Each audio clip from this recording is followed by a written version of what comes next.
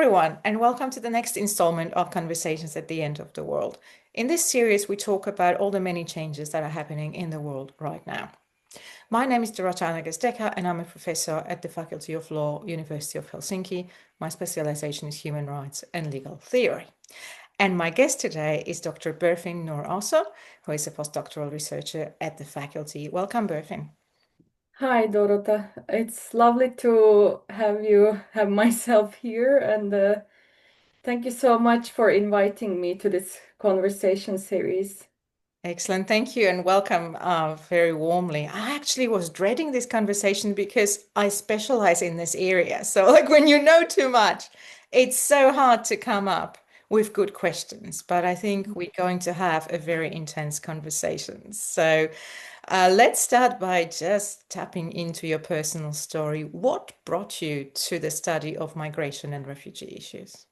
Thank you for bringing this up, and yeah, I keep thinking about this sometimes because people ask me about my positionality, like how I ended up here in this field. I think at a personal level, my immigrant background is sort of influencing this. I'm a migrant myself in Finland. Uh, I came here like 7.5 years ago, almost 8 years. But then my grand grandparents also immigrated from Bulgaria to Turkey in 1950s. Uh, they were kind of like returning migrants, and also beyond that, I've been drawing cartoons since I was 12. So this kind of evoked my interest in world issues since very early ages, and especially at high school. And there I decided to study law. Wow. And when I was at second grade at the law school, then, 2015 happened. And it was turning point in many respects and also personally. And one of the striking images was Aylan Kurdi's image. And this was on every newspaper around the world, citing, emotions of pity and compassion. And then the EU seemingly started to kind of welcome refugees at the beginning. And frankly, like this evoked also a sense of compassion in me as well. And at that time, like I understood once again that studying law alone seemed insufficient to understand the law's impact uh, on individuals in real life. So I decided to do a minor degree in international relations and politics. Excellent. And back to Island's image, like it didn't stay there. So I wanted to kind of act towards that. So in Jacques Rancière's words, I can say that I wanted to kind of transform myself from a passive spectator to an actor, kind of like doing something about the things we see in real life. So it's part of my international relations courses. I kind of start to do research on the EU migration management and its repercussions in Turkey. And being from Turkey, it was kind of a buffer zone between the EU and the Middle East. So this was also a breaking point for me. And then I did an internship at the in Czechia in International Institute of International Relations. So in 2016, so that then I started to kind of deep dive more into these issues, and yeah, and then we were also like on a more like hands-on perspective. I was doing also some social entrepreneurship in this project in Istanbul in a team of three. And this involved an illustrated book in Arabic to address issues such as the need for Syrian children's mental well-being and integration. And I illustrated this book myself. One of my teammates wrote the story, and then we were collaborating with some NGOs in Istanbul, where there are um, like big populations of Syrian refugees. And Wonderful. then these were the personal and societal reasons that brought me here. Then I did masters in IR and politics, and then PhD in refugee law. So, and I just finished this January. So, Yeah, but a wonderful story and wonderful journey. And I think you have a very unique perspective. Also, mm, like you said, coming from the buffer stage, a lot of hmm refugee scholars come from the West. So we sort of yeah. come with a specific perspective, but I think yours is quite unique. And I really want to check your cartoons as your book is on images of migrants. So like, I'm really, really keen to see it. But let's dive into this topic. In many parts of the world today, we're seeing a deepening hostility toward migrants, not just in rhetoric, but it's translating into law and policy. Would you say the situation today marks a new level of severity in how migrants and refugees are treated globally? Yeah. I think that's a really important question, and sadly, I would say that, or based on what we are seeing today, and particularly in the EU and its borders, because this is closer to the heart. I would say yes, and we are witnessing a worrying escalation of anti-democratic practices towards non-citizens in general, but also particularly refugees. And yeah, if you think about the situation at the EU and its external borders, the difficulties people are facing to seek like protection, like we discuss about these, for example, the practices that resemble pushbacks in Poland and Lithuania, Mm, and also in Finland last year. And then we talk about this suspension of asylum mm. or right to seek asylum in certain situations. And we talk about the further closing of borders at the EU's external borders, but also internally, Also like in in Germany. Germany. Yeah, indeed. I mean, this was already something that happened in 2015. Like there was this like initial opening of borders and the suspension of the Dublin regulation for a certain time, so that the people who enter from the external member states like Greece could kind of relocate some of the refugees to other member states. Because as we kind of know, refugee scholars, these like countries of first entry are overly burdened with the number of increasing um, protection seekers, but also this is also something that kind of like puts the common European asylum system into kind of a deep scrutiny that how it doesn't work in practice. Mm, Because it assumes, for example, Professor Morena Lax wrote in one of her papers that in practice, this Dublin system kind of presumes that all the member states are safe countries in themselves.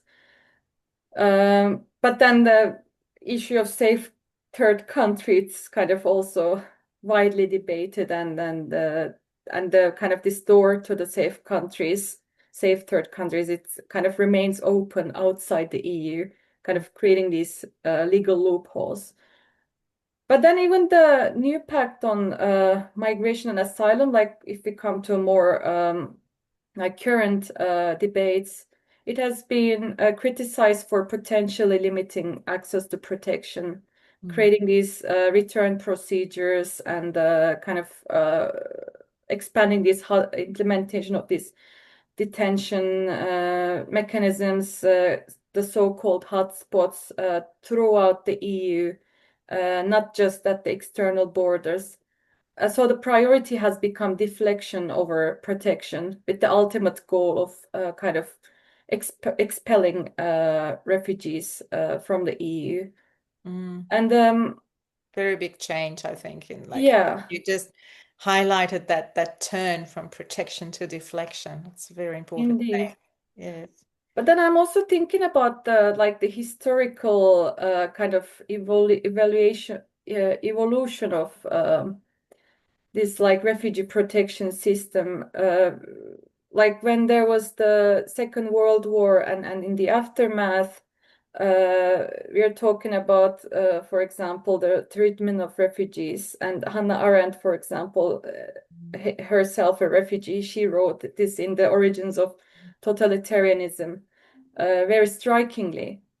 Um, but then, so historically, I think there's this understanding of migrants as a burden, or especially refugees as a burden, and their arrival has been perceived as an emergency that requires these extraordinary solutions. Um, so then, because I'm saying this because we see similar practices in the history, but also in the current times, and also in the 90s, for example, there was there was the situation in Yugoslavia and Rwanda.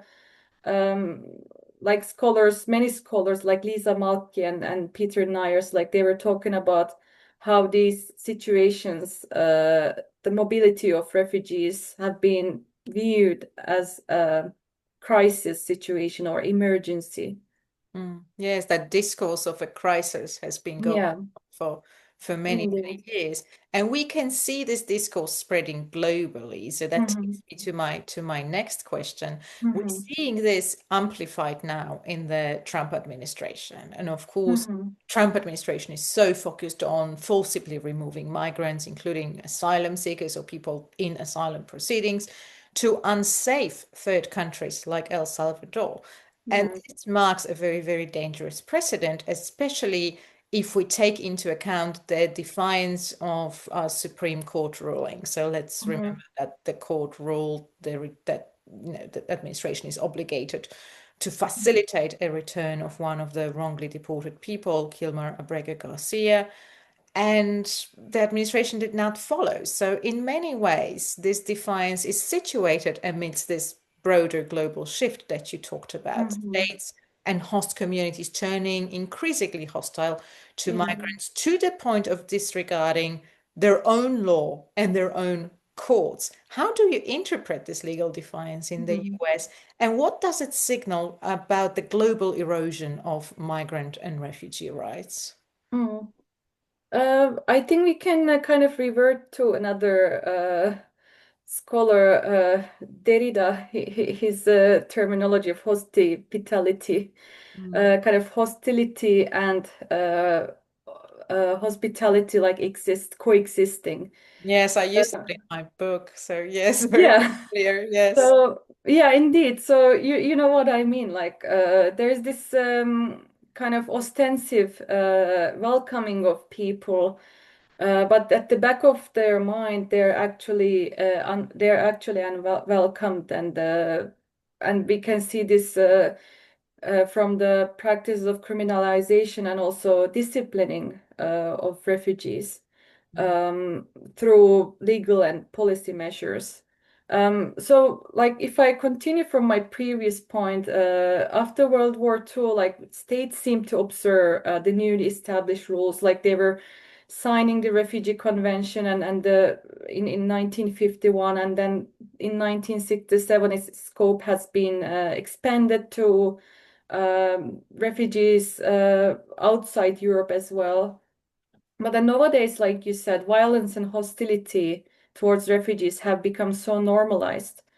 Uh, and to give an example from Europe again, this is like to the extent that the EU's largest party, European People's Party, proposed last month to impair the non-refoulement principle in the Refugee Convention. Mhm. Um, so the ideology is not an issue here. Like we are talking about everyone is turning against non-citizens. And they were proposing, yeah, making forced returns a credible option in the refugee convention. And then like this means the legalization of pushback practices worldwide, and then undermining the fundamental principles of refugee protection. So as you said, this is a kind of a fundamental shift in the moral treatment of refugees. And this is kind of formalized, this hostility is being formalized through law and policy. Um, so, like coming back from this point, I think the Trump administration's actions, as you described, with the forced removals of people to unsafe third countries, despite the legal challenges, are a stark example of this like rising trend, this rising hostility. Um, and this isn't just about policy, it's a deliberate kind of defiance of legal norms and court rulings. Thank God there are independent courts still in some countries, in some democratic countries. But this signals a worrying disregard for the established legal framework that is designed to protect individual rights. And and this kind of like open defiance in the US, like we see this, like US has been a country with a strong legal tradition, and with the strong separation of powers, state powers. Uh, and then, yeah, this can kind of also embolden other states. Uh, like the EU, for example, it's also been doing this kind of engaging with these practices, um, like the pushback allegations at the external borders and the discussions about limiting asylum access and an externalization that has been going since the beginning of the establishment of a common European asylum system.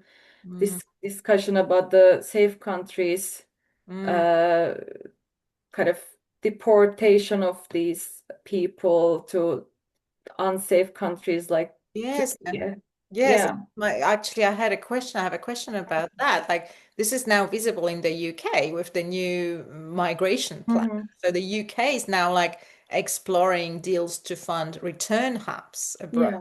which would detain and process asylum seekers.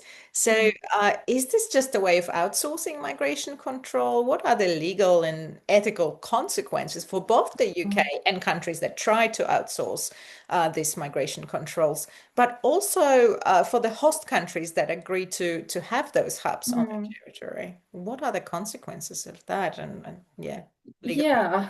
implications. Um, as a brief response, yes, it's outsourcing. Mm. And this goes hand in hand with the global erosion of rights of migrants and refugees, but also kind of a shift from a rule-based international order. Kind of this like practice is becoming law, not the other way around, like because there should be legal rules and then they should be implemented in practice. But what we've been seeing also in the EU context, at the external borders and, in Poland, like they legalized the pushback practices in law, Mm. um, which is definitely against the, European human rights norms. And in the UK case, this is not the first time they're bringing this up. Like in 2003, when the UK was still an EU member, Mm. before the Brexit, the UK suggested to establish these extraterritorial asylum processing centers. And the UK wasn't the only member state suggesting these offshore processing mechanisms. In 2005, for example, Germany also came with a similar proposal for establishing these kind of processing centers in North Africa. So does it ring a bell for you? I Oh, don't of course, Australia has know. had the Yeah. back. And also like this is kind of I think yeah, there are Australians, refugee scholars like discussing that this is legal plagiarism because we see this in Australia as well. Yes. They've been for years, since 90s, they've been outsourcing, sending refugees to Pacific islands of Nauru and Papua New Guinea and for detention and Silent. processing of asylum. Then we started to talk about Rwanda in 2022, UK being the driving force again. So this introduced a scheme to remove people with asylum applications deemed inadmissible by the UK to Rwanda. So this is kind of similar to safe third country concept, Mm, we can say. Of course, later the European Court of Human Rights released an injunction right before the departure of the flight that was carrying protection seekers to Rwanda. So mm, this came like right on time. mm, And then in a longer term, we saw the UK courts kind of finding this scheme unlawful. So this stayed as a failed attempt, but then it was brought again, uh, yeah, with the recent developments, and it's also like similar to the Italy-Albania protocol that was signed in 2023 when the Meloni government kind of wanted to implement this safe third country principle in Albania, kind of bringing people who are rescued in the Italian Italian waters to Albania and then processing their asylum claims there. Um, so I think the UK is kind of resembling this Italian way, and mm, we can say that it's kind of this old wine in a new bottle. The mm. practice is essentially the same, but the destination is perhaps different. It's not Rwanda this time, but it's Albania. And there are some other Western Balkans in the pipeline, Mm, Western Balkan countries. Like I think there's North Macedonia mm. in the UK's pipeline now. Yeah, the Prime Minister is kind of touring the Balkans at the moment, I guess. Uh, Good that you brought this up because I think it's very topical and It is. What does it yeah. mean for those countries that are hosting those hubs? Because that's a Mm. potentially huge, well, financial and logistical, well, issue, and Yeah, potentially a big problem to solve. yeah. And Uh, legally speaking, like this opens the door to endless arbitrary and collective returns, mm, which are definitely illegal under the, European Convention of Human Rights, Protocol number 4. mm, And then this also results in chain refoulement, mm. like opens the door to, okay, the people are, let's say, returned to Albania, but nobody guarantees that Albania will deport these people back to their own countries That's where right. these people came from because of violence and other reasons.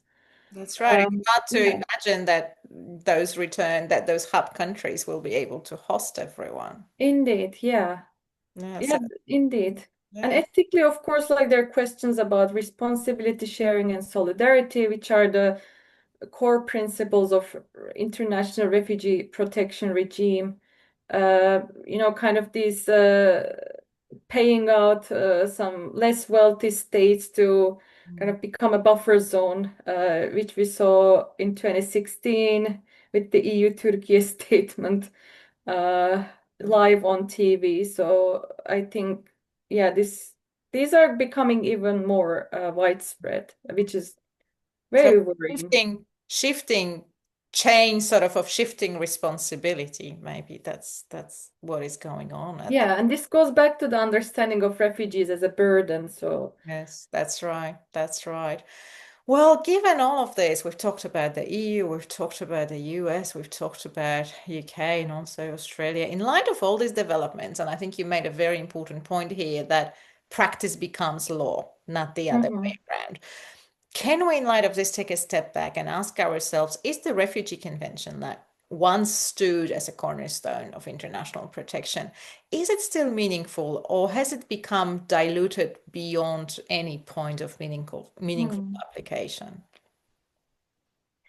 Yeah, I think this is a very important question as well. And yeah, yeah, if we go back to the uh, previous points about this, I think, again, Professor Moreno Lax discusses this as lowification, Mm, kind of practices becoming law.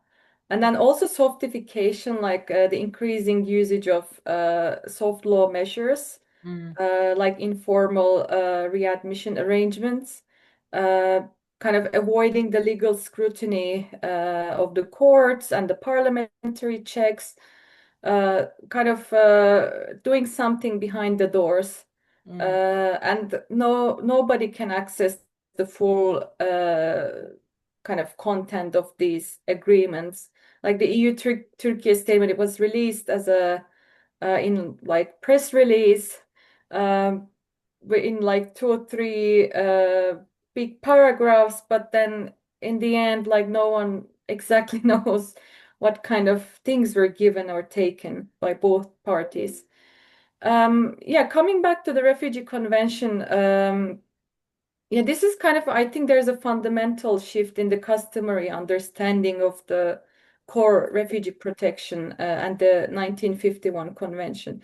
I remember from my international law classes in undergraduate and this customary, the like how customary international law kind of becomes formed. It's the state practice and their opinio juris and their will to kind of implement these practices.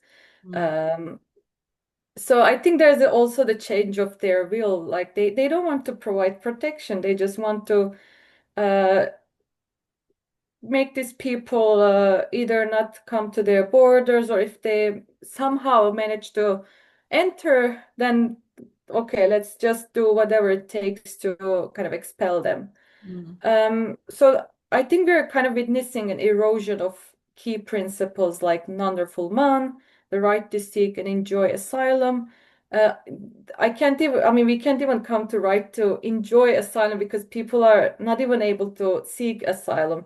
Because enjoying asylum is kind of, it comes after someone has access to fair asylum procedures.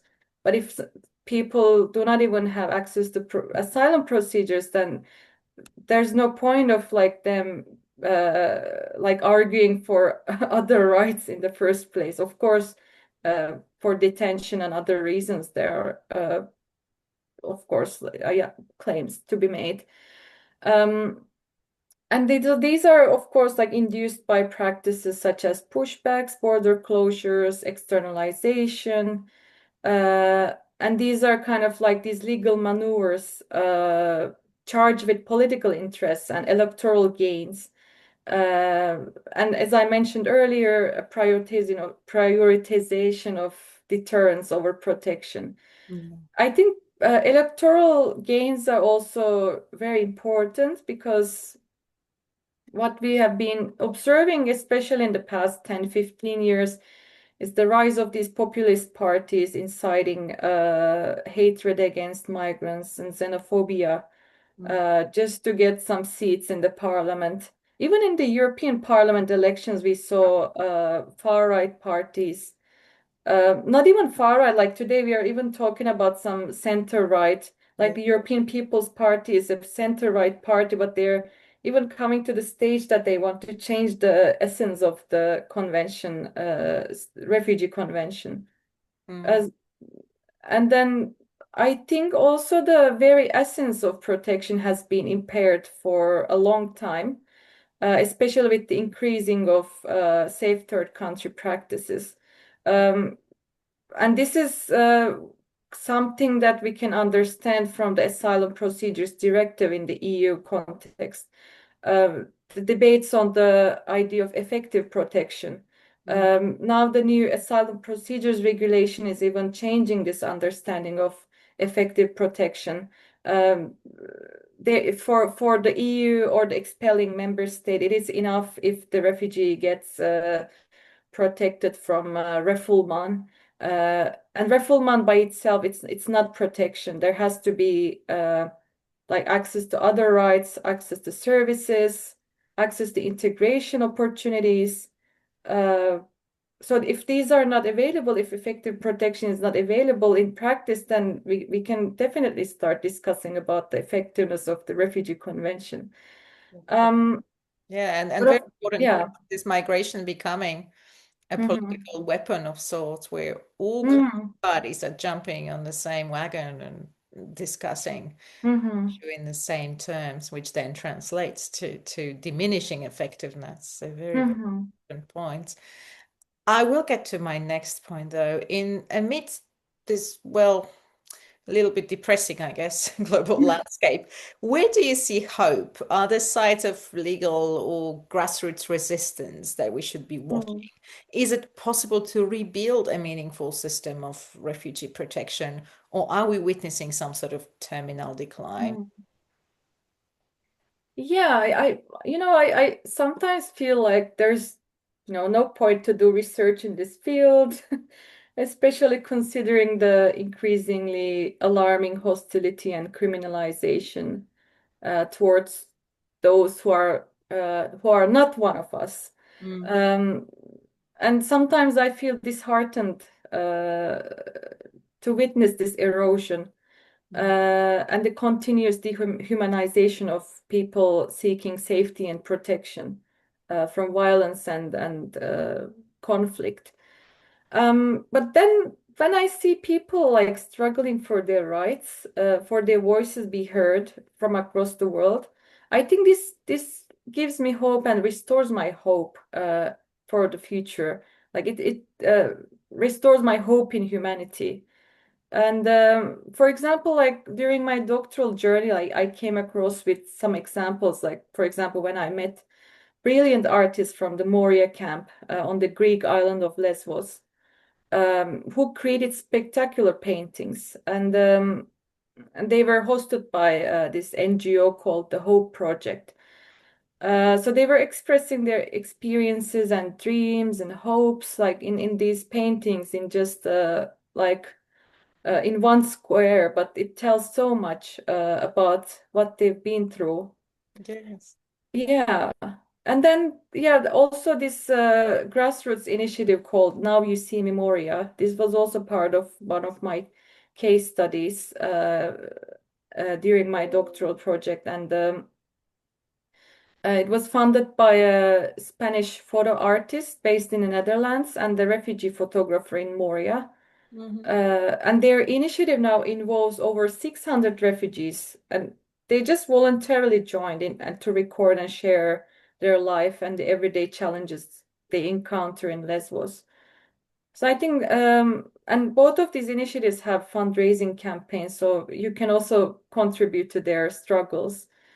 Um, and they should have info on their websites, I think. Can you tell us the names again of those initiatives? Um, the Hope Project, Greece, and Now You See Me, Moria. Beautiful. They have an Instagram page as well, so they post images from inside Lesbos and Moria on a daily basis. Very good. Um, In case our followers would like to, to yeah. projects, it's important Hmm. to remind them. These are really heartwarming examples. So I think Hmm. it's always so important in any kind of gloomy landscape to look for hope. So I think, Yeah. you've highlighted those three really hopeful developments here. Hmm. I hope that our viewers can support it. Thank you so much, Berfin. I think we're going to stop here, but it's been a great conversation, and it was great to have you. And you brought up so many different layers of the problem that we're witnessing globally. It's not a localized problem, as you well pointed out. So thank you so much for this. Thank you, our viewers, and please like and subscribe. We're still not winning with the algorithm. I'd like to see it as a battle with the algorithm. Yes. It's not us, it's the algorithm that really determines who is watching this. So please, if you're watching this, like and subscribe so we can take these videos to more people. But thank you so much for a really insightful conversation. I really want to see your drawings now. So I Yeah, have I can to. share them with I'll you. have to, yes, absolutely. Grab a lunch and go through them. Thank you so much, Berfin. Thanks a lot again for having me here. My pleasure. Thank you.